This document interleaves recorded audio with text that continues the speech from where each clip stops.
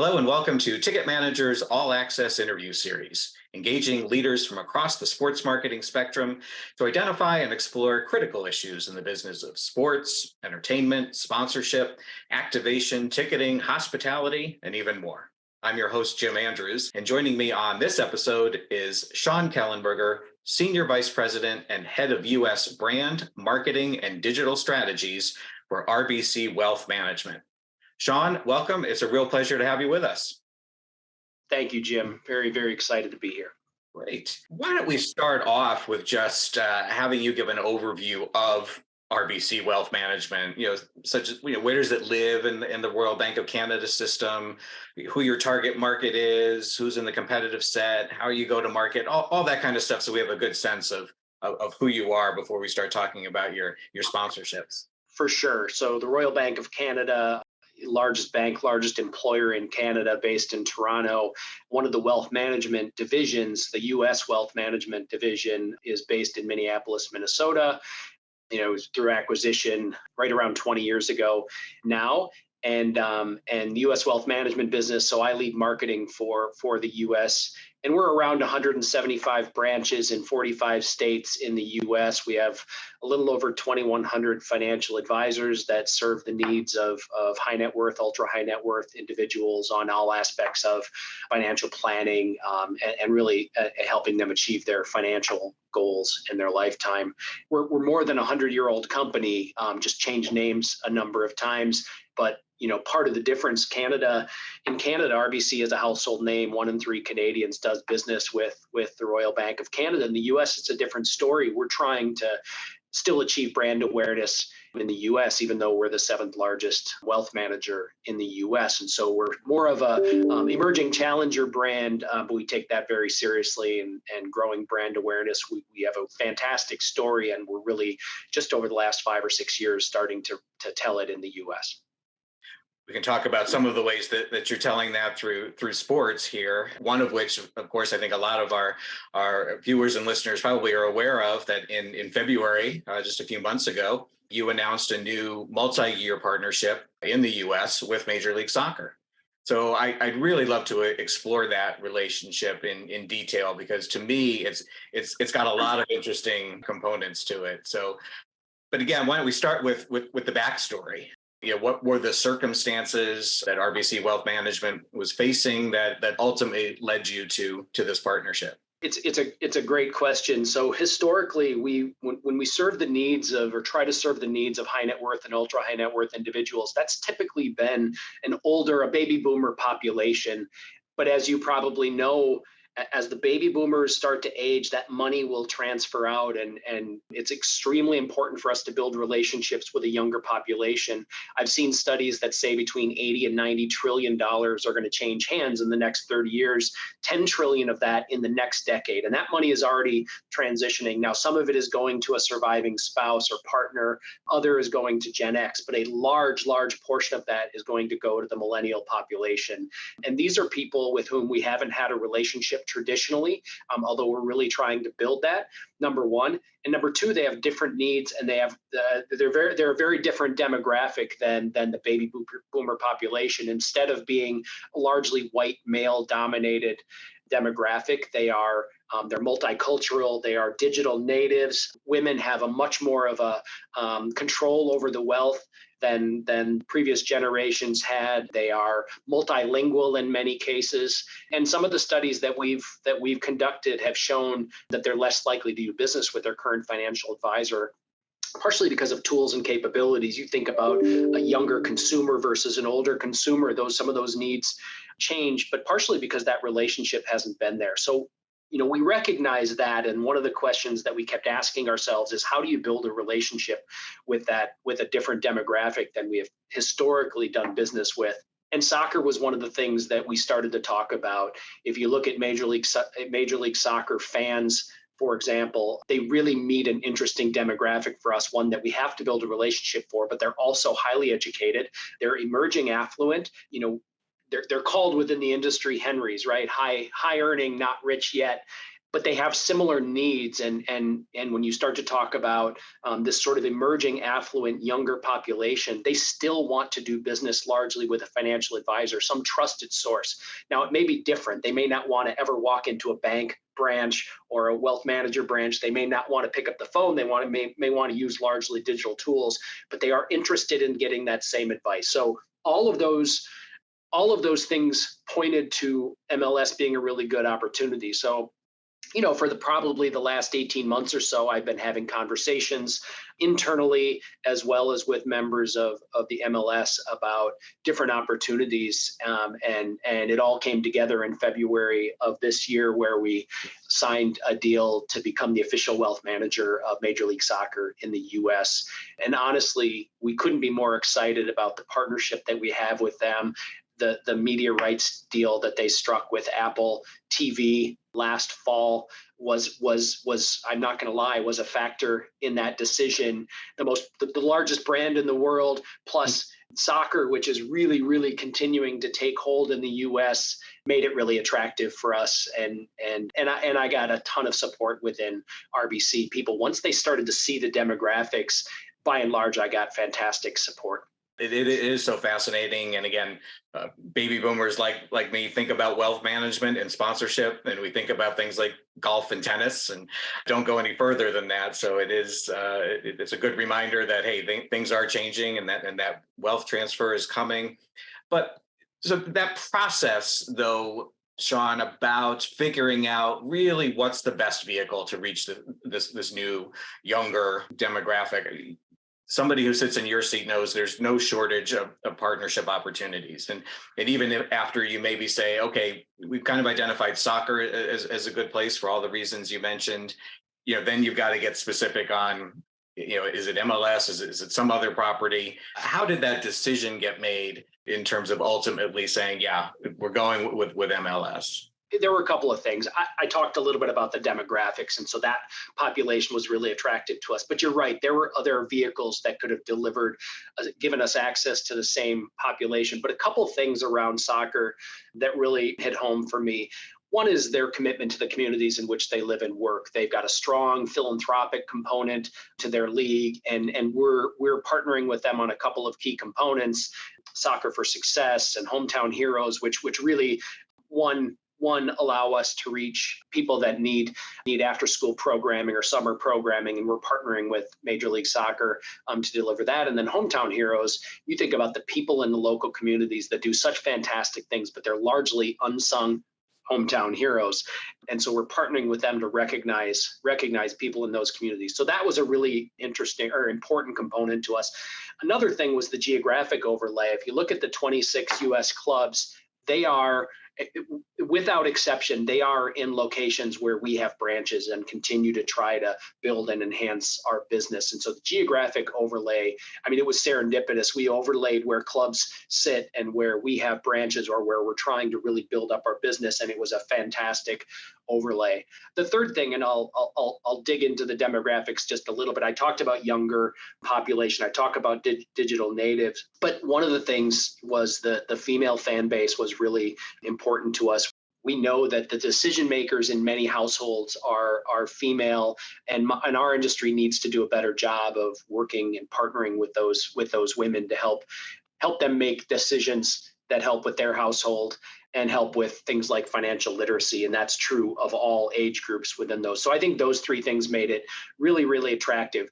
I'm not going to lie, the fact that the World Cup is coming to North America in 2026. And if you look back at 1994, the last time the World Cup was in the US, the growth of soccer leading up to and after that was really attractive. You couple that with the growth of continued growth of soccer around the world, and then add that to particularly the success of the women's national team, but the men's national team too. And I would say interest in soccer globally has never been bigger, and interest in the US has never been greater. And while this is a deal with Major League Soccer and not the men's and women's national team, we think that there's a great overlap between just general interest in soccer and what Major League Soccer is bringing to bear. the MLS continues to grow. They just announced the addition of the 30th franchise, and so we think there's a great opportunity to partner with Major League Soccer on growing not just the game, but our ability to reach those consumers and help them with their financial planning needs. Yeah, I mean that timing with the World Cup is just, I guess, icing on the cake, so to speak. One of the things that comes up when you're doing league-wide deals is, there are certain advantages and disadvantages. You certainly talked about that very great geographic overlay and hitting in those key markets. But you could take a look at that and say, well, maybe should we look at team deals in some of the really good markets for us, because that gives sometimes that the different opportunity, whether it's the belief that, well, that's the fan affinity is really with the teams, not with the league, or maybe you can get some things to really do on the experiential, on the ground, live kind of stuff. Did that kind of thing, obviously you went with the league deal, of course, but did that factor into maybe how you ultimately structured the agreement with MLS? It did. First of all, that doesn't mean that we're not having conversations with individual teams. But the deal that we struck with the league was important, partially because of the access to those 26 different largely metropolitan areas. So part of what we wanted was to make sure that we had hospitality and activation opportunities in various clubs at different times. Our business is such that we have large, middle-sized branches in all of these metropolitan areas, and we wanted to be able to expose them to soccer in a large variety of areas. If we had struck deals with 5, 10, 15 teams, it simply becomes unaffordable to us at the scale that we wanted. And so we really, really liked the breadth that we got. And I recognize that maybe we don't get the depth with the individual club, but we really, really like where we landed in terms of the ability to access fans. It also is interesting, I think, to note that the Apple TV deal with MLS gives broadcast rights regardless of where you are, and it's not only nationally, but it's internationally. And so anyone with a connected device can watch soccer. Our ability then to make sure that we build brand awareness with those audiences was really important to us, given the national exposure of those deals. And then lastly, some of the in-stadium work. So the MLS with the individual clubs is a really interesting relationship where, and these are my words, not MLS's, but it feels sort of like a hub and spoke model where we do get access to individual clubs based on the way that they have league controlled games versus club controlled games. And so, for example, TV visible, field level advertising is something that we get at a large number of games throughout the year, even if we didn't strike individual deals. And so we really liked that component of the deal. The metrics are going to tell us whether we're successful longer term. And so we're continuing to work closely with Major League Soccer, Apple, and then obviously our own metrics to make sure that we're hitting all the right notes. So far, we really, really like where we landed. That's great, and I'm glad you pointed out that kind of the league-wide deal with MLS is can be very different than other leagues, right? Because of their structure, the single entity, a little bit more control over some of that stuff that you wouldn't necessarily get elsewhere. So you really are able to leverage those kinds of things. Let's talk a little bit more about Apple, obviously, because that is very, very important. As you mentioned, you were actually the first league-wide partnership that was done since the deal with Apple TV Plus was signed. And again, pluses and minuses, obviously, and that was something that the league factored into their decision to go in that direction, giving up a little bit of a breadth there in terms of the people reach through free television and things like that. But again, you've touched on it a little bit, but just, how important were some of those, the pluses, I guess, in terms of being able to partner with Apple? How did that all factor into your decision making? Part of it is I wouldn't bet against Apple, right? Their ability. One of the things that I believe is that Apple gets into businesses when they believe that there's a really good opportunity. And through the discussions, both with Apple and with MLS, we were really convinced that this would be successful long term. Part of it is the commitment of Apple. A 10-year broadcast rights deal isn't a small undertaking, and so that was exciting. And then the way that they structured the package and giving us access to deliver not only advertising streaming advertising, on TV advertising, but also other ways that we could activate. So we do a number of sponsorships. If people that watch the broadcast, either the games that are in front of the paywall as well as on MLS Season Pass, we get to activate those things like power rankings and player of the week. And so we get to do some really interesting sort of, we'll call it bridge programming during the golden hour.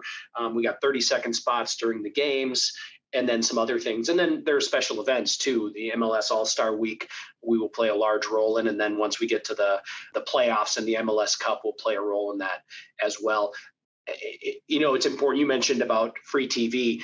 They did strike linear programming deals as well. And so we're not completely void of free TV, so to speak. And so we were excited about that addition as well. Yeah.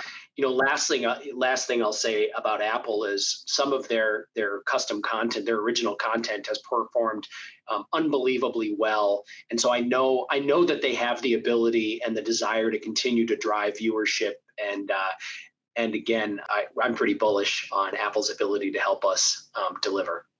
Can I ask, I don't want to cast aspersions on any of our good friends at the broadcast or cable networks, but are there things that maybe this is things you're already doing or things you're looking at doing, with a streaming service with Apple that maybe just couldn't really be feasible with a more traditional broadcaster? Part of it, I think, one of the things that that my team and I were convinced was sort of the blue sky thinking, right? They wanted to re-envision the broadcast. So they built a state-of-the-art, brand new broadcast studio.